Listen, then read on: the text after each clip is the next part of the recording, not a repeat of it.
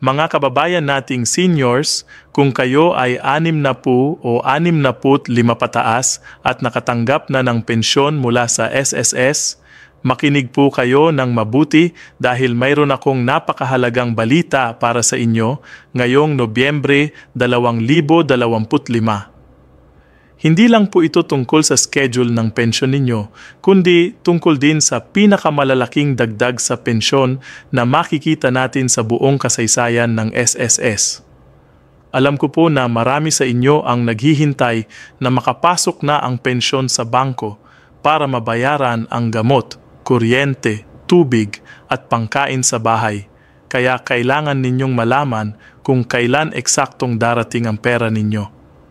Ngunit mas importante pa dito, may bagong programa, ang SSS, na magsisimula na ngayong taon na magbibigay sa inyo ng 33% na dagdag sa pensyon ninyo sa loob ng 3 taon.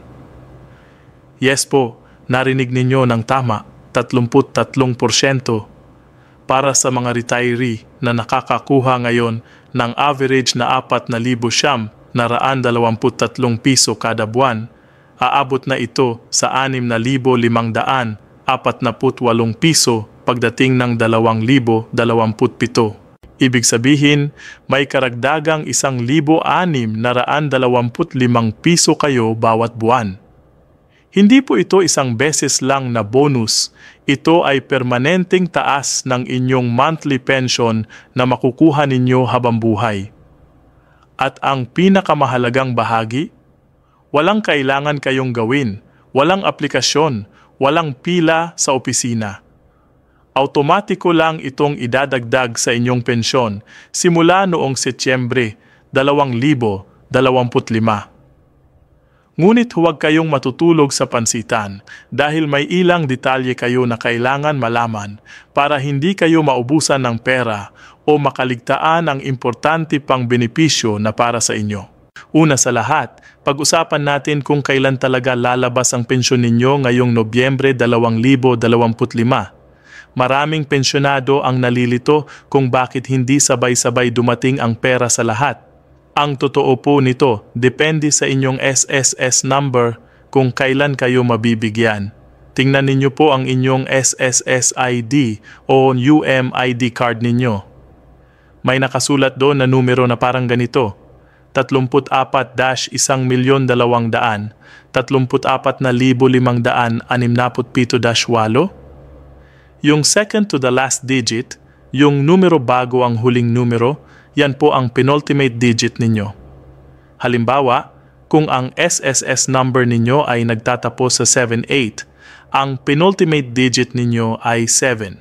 Kung ang penultimate digit ninyo ay 0 hanggang 5, madalas na lumalabas ang pensyon ninyo sa unang kalahati ng buwan, mga bago o during the 15th. Kung 6 hanggang 9 naman ang inyong digit, lumalabas ito sa pangalawang kalahati, mga 16 hanggang sa huling araw ng buwan. Para sa Nobyembre 2025, ang huling business day ay ika-28 dahil Sabado ang ika-29 at ika-30 ay linggo na. Kaya ang inyong Nobyembre pensyon ay dapat nang nandyan sa bangko ninyo bago matapos ang buwan. Ngunit kung dumating na ang date ninyo at wala pa rin, huwag po kayong magpanik kaagad. Tingnan muna ninyo ang inyong bank app o pumunta sa ATM para i-check kung pumasok na ba. Minsan, late lang mag-reflect sa system pero nandyan na talaga sa account ninyo. Ngayon ang mas exciting na balita. Yung pension increase na sinasabi ko kanina, ito ay bahagi ng SSS Pension Reform Program na inaprubahan mismo ni President Marcos at Finance Secretary Ralph Recto noong Hulyo 2025. Hindi po ito pabor-pabor lang o temporary na tulong. Ito ay isang 3 taong istruktural na programa na magbibigay ng regular na taas sa pensyon every September mula 2025 hanggang 2027.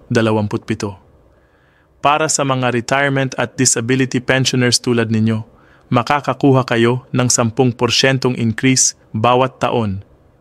Para naman sa mga death or survivor pensioners, 5% naman ang annual increase. Ngayong Setyembre 2025, nagsimula na ang unang tranche ng increase na ito. Ibig sabihin, kung ang average monthly pension ninyo dati ay 4,923 piso, ngayong September naging 5,415 piso na ito dahil sa unang 10% increase. Pagdating ng Setyembre 2026, may susunod na 10% increase ulit based sa bagong amount ninyo. At sa Setyembre 2027, may pangatlong increase pa. Kaya sa huli, ang 4,923 piso ninyo ay magiging 6,548 piso na total increase nga na 1,625 piso o 33%. Ang ganda pa dito, lahat ng 3.8 milyong pensioners ng SSS ay saklaw ng programang ito, kasama ang retirement, disability at survivor pensioners. Walang exemption, walang kailangan na special application. Kung kayo ay pensioner as of August 31st, 2025, qualified na kayo automatiko. Pero tandaan po ninyo ito, kahit automatiko ang pension increase, may isang bagay na hindi dapat ninyo palampasin, ang Annual Confirmation of Pensioners o ACOP. Ito ay isang yearly requirement ng SSS para patunayan na buhay pa kayo at aktibo pa ring pensioner. Kung hindi ninyo kumpletahin ang ACOP sa tamang panahon, maaaring masuspend temporarily ang inyong pensyon. Sayang naman kung may dagdag na kayo tapos hindi ninyo makukuha dahil hindi lang kayo nag-comply sa simple requirement. Ang ACOP ay maayon ninyong gawin online sa My SSS portal o mobile app. Hindi na kailangan pumunta sa branch maliban kung may special circumstances kayo.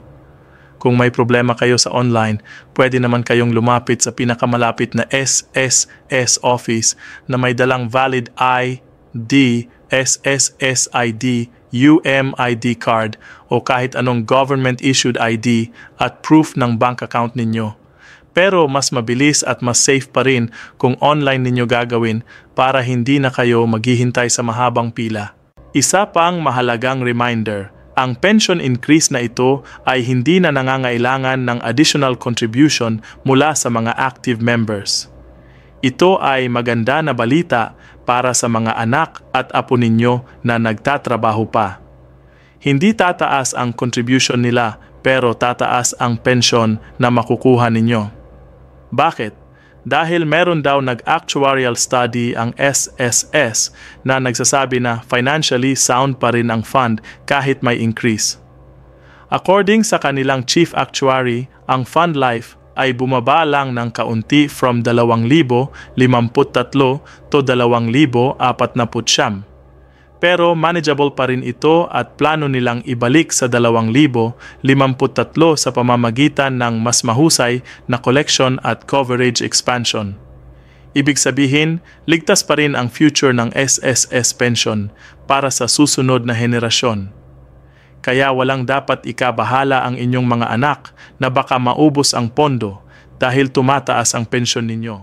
Ngayon, pag-usapan naman natin kung paano ninyo ma-maximize ang inyong pension income. Una, siguraduhin ninyo na tama at updated ang bank account details ninyo sa SSS. Kung nagpalit kayo ng bangko o may bagong account number, i-update ninyo agad ito sa My SSS para walang delay sa pagpasok ng pension. Pangalawa, kung kayo ay may dependents, mayroon kayong 5 hanggang 5 dependents na maaaring makakuha ng additional allowance. Kailangan lang ninyo i-declare ito sa SSS at magpasa ng supporting documents. Ang bawat dependent ay may corresponding allowance na maaari ninyong idagdag sa monthly pension ninyo. Pangatlo, mag-take advantage kayo ng bagong perks na inanunsyo ng SSS ngayong 2025. Mayroon daw silang pinaplano na healthcare discounts sa mga hospitals at pharmacies para sa senior pensioners. Mayroon din silang mas madaling access sa loan na may mas mahabang terms ng pagbabayad kung sakaling kailangan ninyo ng dagdag na pondo. Anong My SSS portal at mobile app ay na-upgrade na para mas madali ang pag-check ng balance, pag-request ng certifications at pag-track ng disbursements. Lahat ng ito ay pwede na ninyong gawin sa bahay lang gamit ang smartphone o computer, hindi na kailangan pumila sa SSS. Pero may importante rin akong kailangan sabihin tungkol sa mga posibleng clawback o reduction. Ang pension increase na ito ay walang clawback o bawas sa ibang benepisyo ninyo. Hindi nito apektado ang ika-13 buwang pensyon ninyo na lumalabas bawat Nobyembre o Disyembre. In fact, noong 2024, nag-release ang SSS ng 32.19 na bilyong piso worth ng 13th month at December pensions para sa 3.6 na milyong pensioners as early as November 29. Ito ay para makatulong sa mga pensyonado lalo na sa panahon ng Pasko at sa mga nasalanta ng bagyo. Kaya ang ika-13 buwang pensyon ninyo ay tuloy pa rin at hindi nito nabawasan ang regular na buwanang pensyon ninyo. Ang kailangan lang ninyong bantayan ay kung may arrears o utang kayo sa SSS mula sa mga dating loans. Kung mayroon, maaaring may portion ng pensyon ninyo na automatikong deducted para bayaran ang loan balance. Pero kung wala kayong outstanding loan, buong-buo ang pensyon ninyo na walang bawas. Tungkol naman sa tax implications, ang magandang balita ay ang SSS pension ay generally tax-free. Ang retirement benefits mula sa SSS ay hindi subject sa income tax, kaya buong-buo ang makukuha ninyo. Walang withholding tax na ikakaltas dito. Ito ay malaking tulong dahil unlike sa mga private pension plans, hindi na kayo mag-aalala sa tax obligations. Ngunit kung kayo ay may ibang sources of income tulad ng rental property o business, yun ay taxable pa rin at hiwalay na usapan. Pero ang SSS pension mismo ay walang babayaran na tax. Kung sakaling may problema kayo sa pag-receive ng pension o may tanong tungkol sa inyong account, narito ang mga tips sa pag-visit sa SSS office. Una, pumunta kayo ng maaga, mga alas 7:30 ng umaga pa lang kung pwede para hindi kayo mahuli sa pila. Pangalawa, magdala ng 2 valid IDs at any supporting documents na related sa concern ninyo. Pangatlo, kung maaari, i-check muna ninyo sa My SSS portal kung pwede ba doon gawin ang concern ninyo para hindi na kayo pumunta sa office. Maraming transactions na ay pwede na online na, tulad ng pag-check ng contribution, pension computation, at updating of information. Pang-apat, kung pupunta talaga kayo sa office, mag-schedule kayo ng appointment online sa SSS para siguradong may slot kayo at hindi sayang ang biyahe.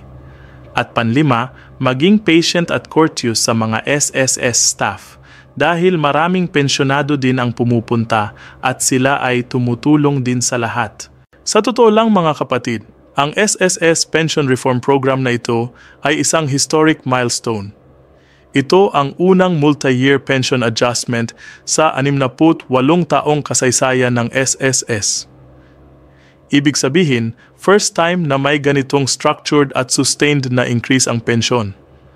Dati kasi, isa lang beses ang increase, tapos kailangan ulit mag-antay ng maraming taon bago may susunod. Pero ngayon, sigurado kayong may taas every September for 3 years. Ito ay resulta ng mahabang pakikipag-usap ng mga pensioners groups at advocates sa gobyerno. Si Presidente Marcos at Kalihim Recto ay nakinig sa sigaw ng mga seniors na nangangailangan ng mas mataas na pensyon dahil tumataas ang presyo ng bilihin, gamot at utilities. Ang inflation ay napakataas ngayong mga nakaraang taon, kaya ang dating pensyon ay hindi na sapat para sa daily needs. Kaya ang increase na ito ay hindi lang pera. Ito ay respeto at pagkilala sa kontribusyon ninyo nung kayo ay nagtatrabaho pa. Tandaan din ninyo na ang SSS ay nag-inject ng estimated 72.8 bilyong piso sa ekonomiya mula 2025 hanggang 2027 dahil sa pension increase na ito. Ibig sabihin, hindi lang kayo ang nakinabang, pati ang mga tindahan, pharmacies, sari-sari store, at iba pang businesses ay makikinabang din dahil may dagdag kayong pambili. Ang pera na ito ay umiikot sa komunidad at nakakatulong sa lahat.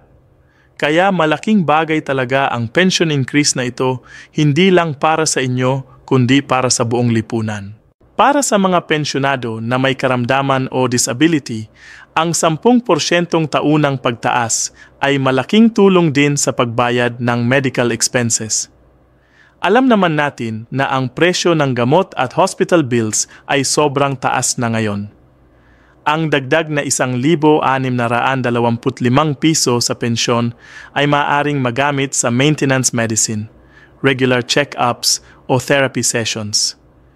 Para naman sa mga survivor pensioners na kumikita ng 5% taunang pagtaas, kahit mas maliit ito kaysa sa retirement pensioners, mahalaga pa rin dahil ito ay additional income na walang kailangan na additional contribution. Ang importante ay lahat ng pensyonado ay may benepisyo at walang naiiwan. Sa pagtatapos, mga kababayan, huwag kayong mawawalan ng pag-asa. Ang gobyerno ay patuloy na nagtutulak ng mga programa para sa welfare ng mga seniors. Ang SSS pension increase ay isang patunay na ang mga boses ninyo ay naririnig.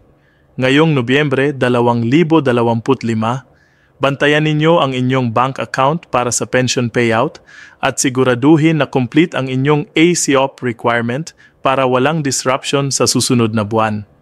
Kung may mga katanungan kayo, bisitahin ang My SSS portal o tumawag sa SSS hotline.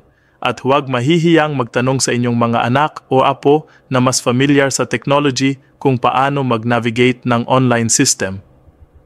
Sa panahon ngayon, ang technology ay nakakatulong ng malaki sa pag-access ng mga serbisyong gobyerno.